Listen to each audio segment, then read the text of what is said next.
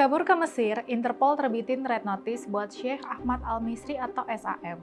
SAM adalah tersangka pelaku pelecehan seksual terhadap sejumlah santri laki-laki di Indonesia. Perbuatannya nggak hanya telah memakan banyak, juga telah dilakukan dalam jangka waktu yang lama. By the way, Red Notice adalah permintaan untuk menemukan dan menahan sementara seorang buronan demi proses ekstradisi. Interpol sendiri merupakan organisasi polisi internasional yang berfungsi mengkoordinasikan kerjasama antar kepolisian di berbagai negara untuk memberantas kejahatan lintas negara. Red Notice diterbitkan Interpol setelah Polri mengajukan Red Notice ke Interpol karena si tersangka pelecehan seksual ini nggak ada di Indonesia. Karena itu Polri butuh bantuan Interpol biar keberadaannya bisa dilacak dan jika memungkinkan diamankan. Walaupun perlu disampaikan Red Notice bukan surat perintah penangkapan internasional, karena setiap negara tetap memiliki kewenangan menentukan apakah akan menangkap orang tersebut sesuai hukum nasional mereka. Kasus ini bermula dari laporan sejumlah korban yang mengaku mengalami pelecehan seksual. Menurut keterangan tim pendamping korban dan saksi, pelecehan yang dilakukan SAM bukan cuma terjadi sekali, tapi berlangsung sejak sekitar 2017 sampai 2025. Korbannya adalah beberapa santri laki-laki, sebagian masih di bawah umur. Dari keterangan para saksi dan kuasa hukum korban, SAM memanfaatkan posisinya sebagai ulama dan pengajar Al-Quran. Modus yang disebutkan adalah dia nawarin kesempatan atau beasiswa belajar ke Mesir. Dia ngelakuin proses seleksi atau cek fisik kepada calon santri. Dia pakai alasan latihan berbicara, pembinaan, atau kegiatan keagamaan buat mendekati korban. Dan manfaatin hubungan guru dan murid sehingga korban sulit menolak. Pada 2021, sejumlah guru pesantren dan tokoh agama mulai mengetahui adanya pelecehan yang dilakukan SAM. Tapi alih-alih langsung melapor ke polisi, mereka justru memilih melakukan tabayun atau klarifikasi kepada SAM. Menurut saksi Ustadz Abi Maki, SAM disebut mengakui perbuatannya, menyampaikan permintaan maaf dan berjanji nggak akan mengulangi lagi. Karena ada permintaan maaf itu, perkara saat itu nggak dibawa ke jalur pidana dan dianggap selesai secara internal. Pada 2025, para guru kembali menerima pengakuan dari santri. Mereka mengaku mengalami pelecehan dengan pola yang hampir sama. Temuan ini bikin para guru dan pendamping korban menilai bahwa janji yang pernah dibuat pada 2021 nggak dipenuhi. Akhirnya diputuskan untuk membawa perkara ke jalur hukum. Pada 28 November 2025, laporan resmi dibuat ke Bareskrim Polri. Laporan itu berkaitan dengan dugaan pelecehan terhadap 5 santri laki-laki. Selama penyidikan korban diperiksa, saksi-saksi dimintai keterangan, penyidik mengumpulkan alat bukti dan LPSK memberi perlindungan kepada korban karena dinilai memenuhi syarat perlindungan. Dalam pembahasan perkara di DPR dan penyidikan Bareskrim, disebutkan bahwa tindak pidana ini nggak terjadi di satu tempat aja. Lokasi yang disebut ada di Purbalingga, Sukabumi, Bandung, Jakarta, sampai Mesir. Hal ini bikin penyidikan jadi lebih kompleks karena melibatkan dugaan kejadian lintas daerah bahkan luar negeri.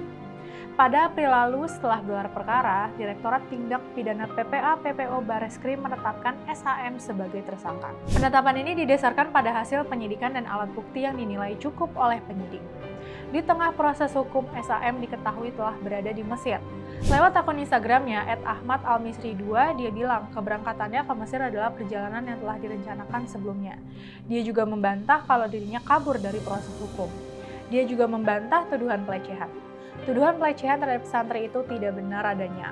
Maka mohon teliti, karena bukti-bukti yang saya punya sudah saya serahkan pada kuasa hukum saya untuk menyerahkannya kepada pihak yang berwenang dan juga ada saksi-saksi, tegasnya. Sementara itu penyidik tetap melanjutkan proses hukum karena statusnya telah menjadi tersangka. Polri sebelumnya ngejelasin kalau Ahmad Al-Misri telah menjadi WNI melalui proses naturalisasi karena perkawinan. Di sisi lain, kepolisian juga berkoordinasi dengan otoritas Mesir untuk memastikan status kewarganegaraannya di sana. Karena hal itu dapat mempengaruhi proses hukum lintas negara. Karena tersangka berada di luar Indonesia, Divisi Hubungan Internasional Polri meminta bantuan Interpol. Permohonan Red Notice diajukan biar keberadaan SAM bisa dilacak secara internasional. Dan jika memungkinkan menurut hukum negara tempat ia berada, dapat ditahan sementara buat kepentingan proses hukum. Menurut Kadif Hubinter Polri Brigjen Polisi Untung Widiatmoko, Interpol akhirnya menerbitkan Red Notice pada 9 Juli 2026 berdasarkan permohonan dari Polri. Dalam data Interpol tercantum nama Ahmad Abdel Wakil El Sayed Mohamed, Lahir di Kaliubia, Mesir, berkewarganegaraan Indonesia melalui naturalisasi. Dicari terkait dugaan tindak pidana perbuatan cabul dan pelecehan seksual fisik. Buat yang nggak tahu, Syekh Ahmad Al-Misri dikenal sebagai salah satu pendakwah asal Mesir yang cukup populer di Indonesia. Dia dikenal sebagai ulama asal Mesir yang merupakan lulusan Universitas Al-Azhar, salah satu pusat studi Islam tertua dan paling bergengsi di dunia. Dia datang ke Indonesia sekitar tahun 2010 untuk berdakwah. Dia juga qori dan hafiz Al-Quran yang aktif ngajarin tahfiz, tajwid, dan ilmu Al-Quran di berbagai pesantren, masjid, hingga seminar keislaman. Namanya semakin dikenal masyarakat setelah dipercaya menjadi salah satu dewan juri program Hafiz Indonesia di RCTI, bahkan sempat menggantikan posisi almarhum Syekh Ali Jaber. Dia sering tampil di televisi nasional, salah satunya sebagai pengisi acara dakwah Damai Indonesiaku di TV One. SAM aktif mengisi tablik akbar, safari dakwah, serta ceramah di berbagai daerah di Indonesia. SAM juga aktif di media sosial dan YouTube dengan membagikan ceramah, kajian agama, serta tilawah Al-Quran sehingga memiliki pengikut dari berbagai kalangan. Karena citranya sebagai pendakwa dan pengajar Al-Quran itulah, kasus dugaan pelecehan seksual yang kemudian menyeret namanya menjadi sorotan besar. Banyak pihak menilai perkara ini dapat perhatian luas karena melibatkan sosok yang sebelumnya dikenal sebagai tokoh agama dan figur publik di dunia dakwah. Langkah Polri ngajuin sampai akhirnya keluar red notice Interpol menunjukkan kalau mereka serius banget buat ngejar dan menangani kasus ini. Artinya perkara ini nggak dianggap sepele dan proses hukumnya tetap jalan meski tersangka ada di luar negeri. Kalau memang SAM ngerasa dirinya nggak melakukan pelecehan seksual, ya harusnya kooperatif dong. Balik ke Indonesia, hadapi proses hukum, dan buktikan di pengadilan. Justru karena sampai harus diterbitkan red notice, ini nunjukin kalau dia menghindari proses hukum. Kasus ini penting banget buat terus dikawal.